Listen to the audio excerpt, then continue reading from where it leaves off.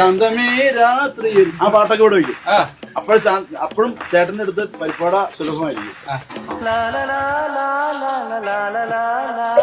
നമ്മൾ പഴയ ചായക്കടകൾ അന്വേഷിച്ച് എത്തിപ്പെട്ടിരിക്കുന്നത് പെരുമ്പാവൂർ ഓടക്കാലിൽ അശമന്നൂർ ബെന്നിച്ചേട്ടന്റെ ചായക്കടയിലാണ്. പരിപ്പാടയുടെ സൗണ്ട് കാണാം. ഇത് ഒരു 55 കൊല്ലമായിട്ടുണ്ട്. എന്റെ ഫാദറായിട്ട് 55 വർഷമായിട്ട് ഇവിടെ ഒരു ചായക്കടയാണ്. ചായക്കട നിങ്ങൾ ഒരു പ്രാവശ്യം വരേണ്ടതും അവിടുത്തെ പരിപ്പുവട നിങ്ങൾ ഒരു പ്രാവശ്യം കഴിച്ചു നോക്കേണ്ടതാണ്. എല്ലാ നാട്ടിലും ഒരു സാംസ്കാരിക യൂട്യൂബേഴ്സിന്റെ ഹരമായി മാറിക്കൊണ്ടിരിക്കുകയാണ് അസമനടുത്ത് ചായക്കടയും പരിപ്പുവടയും ചായയും. ഇത് കിട്ടുന്ന ലോക്കൽസിന് ഇപ്പൊ പരിപ്പുവട കിട്ടാതെ. അതെയാ